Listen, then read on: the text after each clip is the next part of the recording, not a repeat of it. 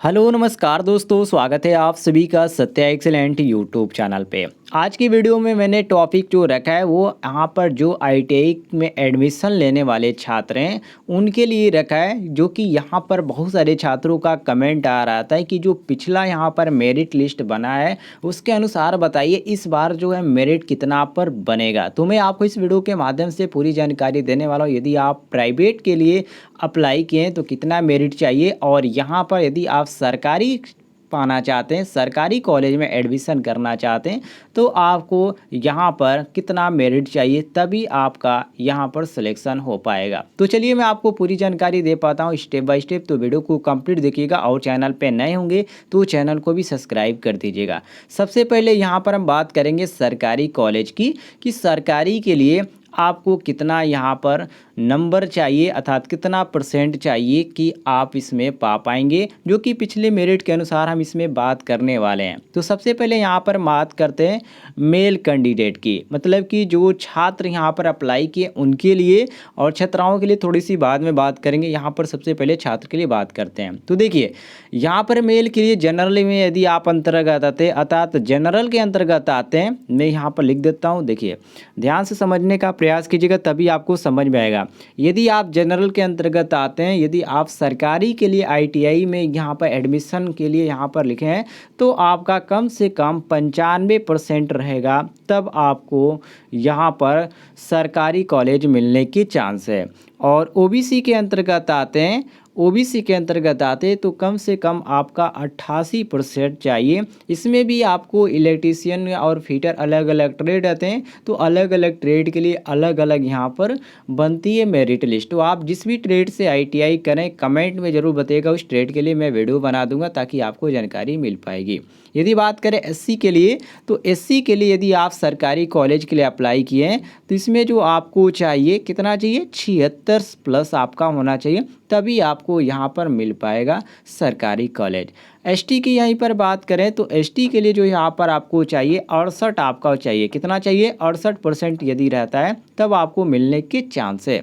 यदि आप pH candidate हैं, इसके अंतर्गत आते हैं, तो आपका यदि 60 भी रहता है तो आपको मिल जाएगा, क्योंकि इनको अलग ही यहाँ पर छूट दी जाती है।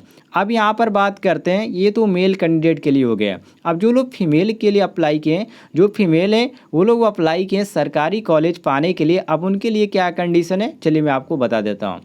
तो यहाँ पर जो लोग फीमेल अप्लाई किए हैं, यदि जनरल के अंतर्गत आते हैं वो लोग, तो यहाँ पर उनके लिए चाहिए 92, सरकारी कॉलेज की बात कर रहा हूँ, 92% चाहिए। और यदि ओबीसी के अंतर्गत आते हैं तो इनका जो मेरिट पिछला बना था उसके अनुसार बात करें तो इसका 85% चाहिए, 85 प्लस रहेगा तब आपका फॉर्म भर आएगा। एससी के लिए बात करें तो एससी के लिए यहाँ पर आपको 72 चाहिए, कम से कम 72 होना चाहिए, तब आपका इस समय यहाँ पर मिल पाएगा सरकारी कॉलेज। यदि एसटी के लिए बात करें तो एसटी के लिए ध्यान रखिएगा दोस्तों, यहाँ पर आपको 65 चाहिए, कितना चाहिए, 65 रहेगा तो आपका हो जाएगा। लेकिन यदि आप पीएच के अंतर्गत आते हैं तो यदि इसमें आपका 55 भी रहता है तो आपका हो जाता है, 55 से थोड़ा सा ऊपर जाता है, 55 कभी 56 चला जाता है, तो आप इसको ध्यान रखिएगा। 1% कोई भी यहाँ पर मायने नहीं रखता है इसमें। अब देखिए यहाँ पर प्राइवेट के लिए बात की तो आपका सरकारी के लिए हो गया, छात्राओं के लिए। अब यहाँ पर बात करते हैं प्राइवेट के लिए। तो प्राइवेट के लिए आपको कितना चाहिए, तो देखिए यदि आप प्राइवेट में आवेदन किए हैं तो जनरल के अंतर्गत आते हैं तो आपको कितना चाहिए, 85 कम से कम चाहिए, तभी आपको बढ़िया कॉलेज मिल पाएगा यहाँ पर प्राइवेट के लिए। ठीक है, कितना चाहिए, तो जनरल के लिए यहाँ पर 85 चाहिए। और यदि आप ओबीसी के अंतर्गत आते हैं, ओबीसी के अंतर्गत आते हैं, बढ़िया कॉलेज आपको चाहिए तो आपको 78 प्लस रहेगा, तब आपका यहाँ पर हो पाएगा यदि आप बढ़िया कॉलेज चाहते हैं तो। एससी के लिए बात करें तो यहाँ पर आपका एससी के अंतर्गत आते हैं तो आपका जो यहाँ पर होना चाहिए कम से कम 68 आपका होना चाहिए, तब आपको मिलेगा। और एसटी की बात करें तो एसटी वालों के लिए यहाँ पर कम से कम आपका कितना चाहिए, एसटी वालों के लिए यहाँ पर आपका होना चाहिए 68 यहाँ पर होना चाहिए, ये आपका 72 होना चाहिए। एससी वालों के लिए 72 रहेगा तब होगा, और एसटी वालों के लिए 68 रहेगा।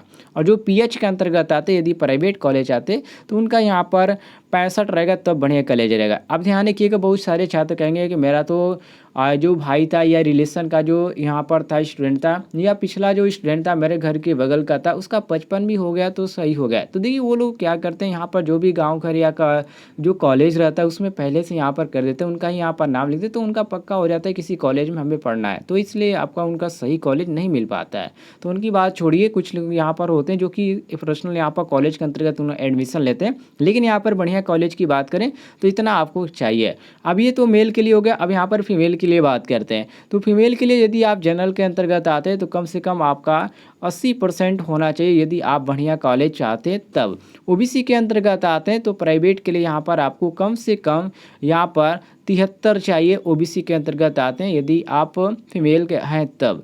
एससी के लिए बात करें तो एससी के लिए यहाँ पर 68 होना चाहिए, और एसटी के लिए कितना, एसटी के लिए 60 होना चाहिए, और पीएच कैंडिडेट हैं तो आपके लिए कम से कम 50 होना चाहिए, तब आपको प्राइवेट कॉलेज मिलेगा, तब आपका एडमिशन हो पाएगा आईटीआई कॉलेज में। तो कुछ इस तरह यहाँ पर संभावना है, और पिछले के अनुसार यहाँ पर बात की गई है, यहाँ पर 2021 में ऐसी होने की संभावना है, क्योंकि आप सभी को मालूम है कि इस बार जो आईटीआई के में एडमिशन का प्रोसेस है वो हाई स्कूल का रिजल्ट आया है तभी हुआ है, और हाई स्कूल में इस बार जो छात्र हैं वो आपके प्रोन्नत हुए हैं, मतलब कि प्रमोशन उनका हुआ है बिना एग्जाम के, यहाँ पर हो पाया है, उनका रिजल्ट आया। तो आप इस तरह भी अनुमान लगा सकते हैं कि इस बार कितना हाई बनने वाला है, क्योंकि सभी को बिना परीक्षा के पास किया गया। तो इस तरह भी आप अनुमान लगा सकते हैं। यदि आपको कोई भी अदर जानकारी चाहिए तो कमेंट के माध्यम से आप जानकारी ले सकते हैं।